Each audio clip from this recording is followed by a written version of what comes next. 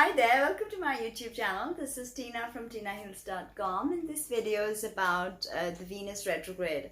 So I've already made a Venus retrograde video, but this is extra stuff that I have accumulated over the years from traditions of Theosophy and Agni Yoga and very many others. So interestingly, do you know that Venus is considered to be spiritually more elevated than the Earth, our Earth, okay? And Venus is actually the most powerful, occult, and mysterious of all the planets, okay? And this is, I'm quoting from Secret Doctrine. It says, Venus is the most occult, powerful, and mysterious of all planets. The one whose influence upon and relation to the Earth is most prominent. According to the occult doctrine, this Earth is, this planet is our Earth's primary and its spiritual prototype. So every sin committed on Earth is felt by Usana Sukra, the guru of the Daityas, is the guardian spirit of the earth and men. Every change on Shukra is felt on and reflected by the earth. So Venus is sort of like our spiritual twin. I mean like the earth's twin, but she's more elevated and more spiritual than us, according to the occult doctrines and theosophy.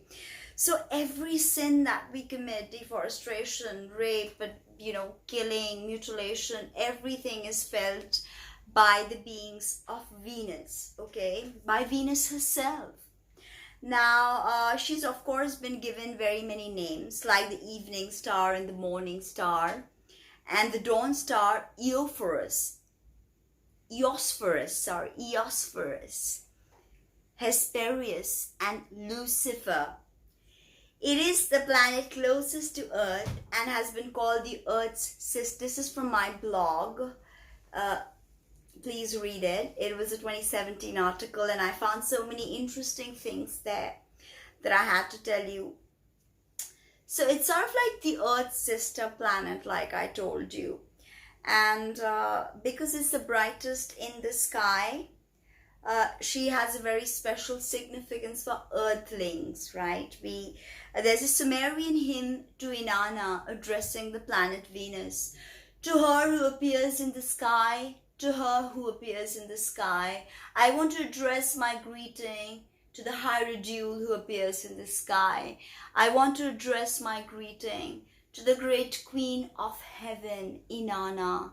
I want to address my greeting to her who fills the sky with a pure blaze, to the luminous one, to Inanna, as bright as the sun, to the great queen of heaven. So Venus is a part that we invoke in spring, in the garden when things begin growing, and we call that evening star Venus. Of course, in Roman myths, Venus was the goddess of love, sex, beauty, fertility, and her Roman counterpart was Aphrodite. However, this Roman Venus had many abilities beyond Aphrodite. She was the goddess of victory, fertility, even prostitution. Okay, Venus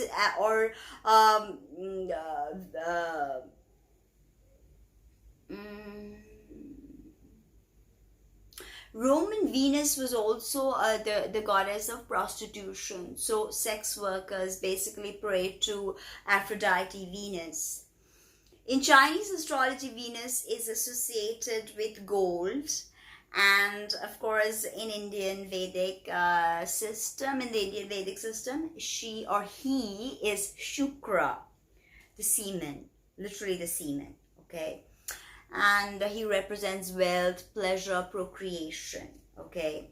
Now, Venus is very symbolic of the passions in the bosom of humans, right? And she deals with principles of beauty, harmony, balance, and merging and connection, right? And so I told you that she goes retrograde once every 18 months for 40 days. And this is more like an inward dwelling time to really think about things like harmony, beauty, balance, money, relationships, okay, things that Venus rules. Check out my last video, Venus retrograde part 1. You'll see a lot. Now, Plato basically, but before, Venus was known as the morning star, and Plato, who basically predates the New Testament and some of the rewrites of the Old Testament, wrote in his work Timaeus, time then and the heaven came into being at the same instant, in order that having been created together, if ever there was to be a dissolution of them, they might be dissolved together. It was framed after the pattern of the eternal nature, that it might resemble this as far as was possible. For the pattern exists from eternity, and the creation and the created heaven has been and is and will be in all time. Such was the mind and thought of God in the creation of time. The sun, the moon, and 5 other stars, which are called the planets, were created by him in order to distinguish and preserve the numbers of time. And when he had made their several bodies, he placed them in the orbits in which the circle of the other was revolving. In 7 orbits, 7 stars. First there was the moon in the orbit nearest the earth, and then the sun in the orbit above the earth. Then came the morning star and the star sacred to Hermes, so Mercury, and then Venus. And in the second orbit above the earth, the morning sun, the star sacred to Hermes, moving in orbits which have an equal swiftness with the sun, but in an opposite direction. And this is why the sun and Hermes and Lucifer overtake and are overtaken by each other. So this speaks of the retrogradation, right? And of course, Lucifer is the planet Venus, you understood that. And Hermes is of course Mercury, you understood that. And this is basically the retrogradation and the forward movement. That's why they oftentimes don't move together, but they are meant to move together. Okay, Venus always stays close to the sun. And basically with Venus retrogradation, we may be attracted to the concept of love more. I like the idea of love or unattainable love. That's very possible. And of course there could be affairs and all of that. I'm not getting into that. Now, Venus is the harmonizing influence of the 5th ray, which serves to blend and fuse opposites into greater creative wholes. Venus always gives the potential for greater evolution, development, and abundance of spiritual potential to any planet that she touches. Naturally, when such contact is by a difficult aspect, these benefits may be a little harder to achieve, but the potential for victory is there. This is a direct quote from Esoteric Astrology by Alice Bailey. So Venus in Gemini retrograde could mean temptations of all sorts. Again, watch video part 1 of this series and you will understand. Okay, so very effective switch words is Venus, whole, curve, bring, amazing praise, perfect magic, give, take. I know it's a long one, but try it. It works like magic. Also, Venus magic, begin now, can be very effective. Okay, of course, Venus is associated with the lumbar region and the veins, the parathyroids, throat, kidneys. So take care of these. And Gemini rules the lungs. So if you're smoking tons during the Venus retrograde in Gemini, it can be very, very disastrous for your lungs. And also varicose veins and TLTFs or, wrist injuries and all that is possible, of course, with Venus retrograde, because Gemini rules all of this, spondylitis, shoulder pains, cracked neck pains, and all that stuff could happen. Okay. Boat pose is very effective, and of course bound angle pose is very it's konasana, baddha konasana, and bhujangasana, very, very good. Okay, if you want to know about the asanas, please ping me for more details. You can do rose quartz meditation. It's very sacred to Venus, rose quartz, and you could wear it as a pendant, or of course keep it on your altar. It's perfect. Jade works well, emerald works well, turquoise works well, and also tourmaline, because tourmaline grounds the Gemini energy. So, all of this. In the Jewish Kabbalah, Venus is the seventh sphere, victory, or Netzach. This forms part of the lowest triad of spheres, together with Hod, Mercury, and Yesod, Moon. Diane Fortune called this the astral triad, the domain of magic where the power of Netzach is shaped by Hod and manifested in Yesod. So basically this is the power of the Venus, which is shaped by Mercury and manifested in the Moon. Mercury, Venus, like we're having a Venus retrograde in Gemini, so fantastic. Situated at the base of the pillar of action, Netzach manifests the creative power in emotion and instinct, and all human creativity, both sexual and imaginative. Although Venus is not known to deal with imagination, that's more Neptune's forte, who's the higher octave of Venus, right? The latter includes the arts, and also the god forms of polytheism created by man in his own image, yet nevertheless reflecting something of the nature of the universe. Both desire and imagination are to some extent superficial. The term glamour originally meant a magic illusion cast upon something, and the victory of Netzach involves triumphing over the glamour of its outer manifestation to reach that which they symbolize. So to go beyond just the exterior, An ancient text called Netzach, the hidden intelligence, because its brilliant outpouring is received by those spiritual virtues which are seen in the ecstasy of faith only by the initiated. The Venus archetype is not very simple. It is actually very complex. Although many astrologers believe that Venus is a very simple archetype to discuss, I don't think so. I think it's a very complex archetype. Animals you can work with, dove, swan, amazing. You can do animal shamanism or channeling with that. Sparrow totem also is very effective. Because Aphrodite also holds a dove and is surrounded by a flock of white doves. Aphrodite's 7 daughters were called a flock of doves. So Venus and symbolization to the dove. Of course, swan. Swan is a very sacred symbol in India. She also linked to Venus, right?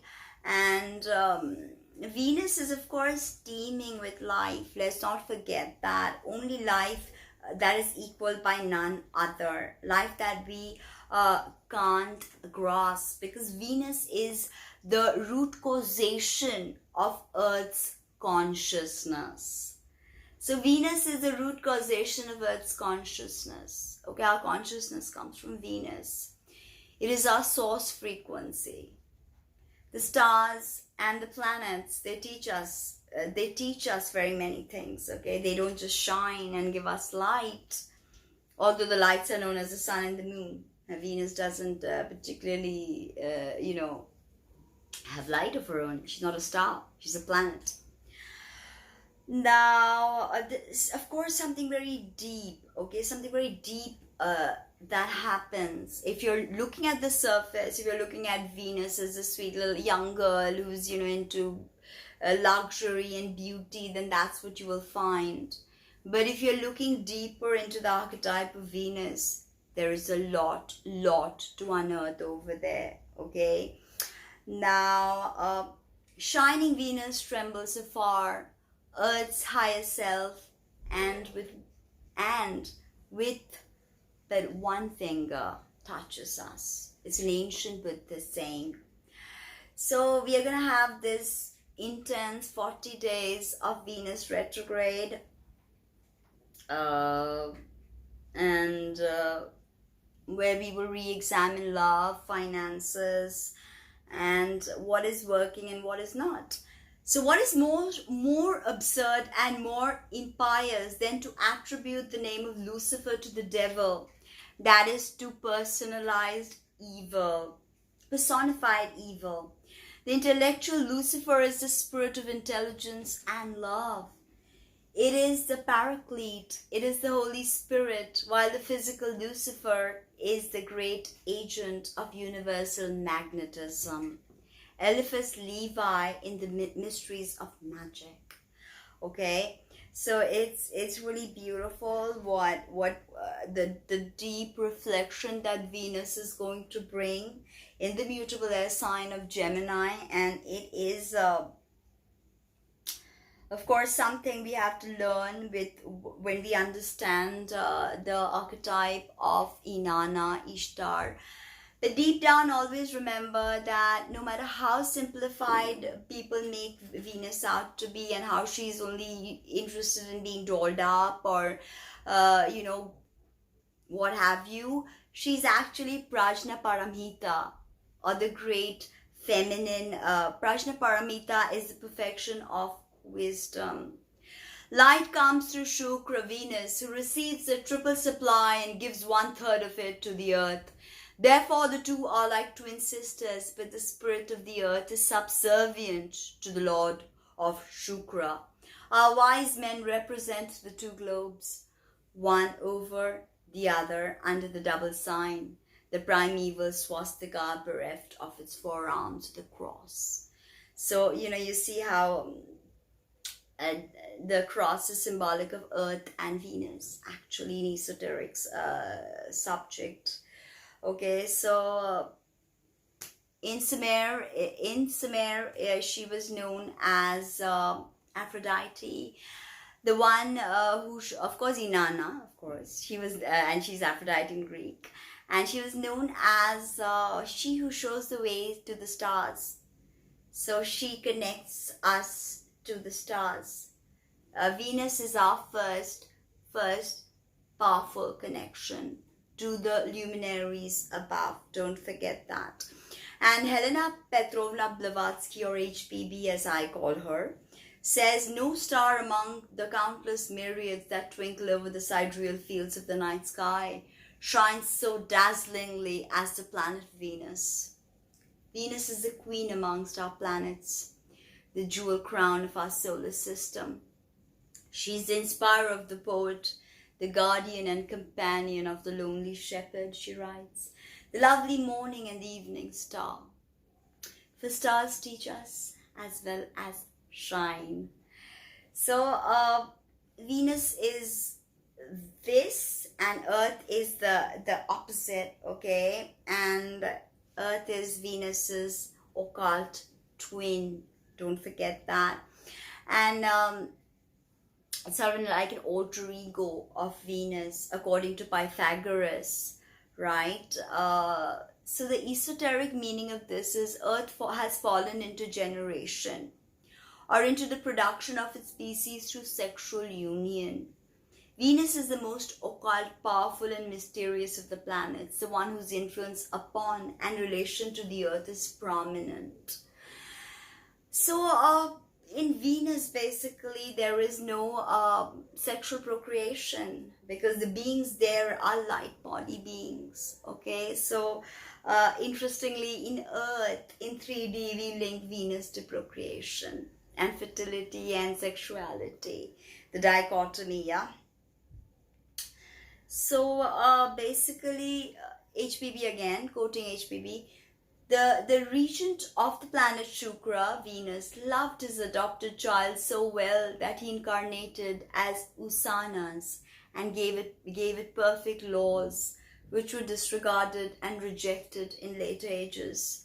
Okay, so we rejected the laws that the Venusian beings or the higher beings gave us. We like outright rejected them.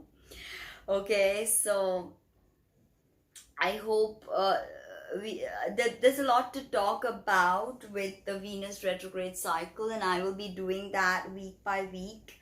I don't want to have tons of information on Venus and really occult and esoteric information that you will not find anywhere unless you really look for it. So I don't want to jargon this video with too much more, so I'm going to end here. If you're interested to learn more, drop me an email, book a session, subscribe, like, comment, and see you soon. Bye.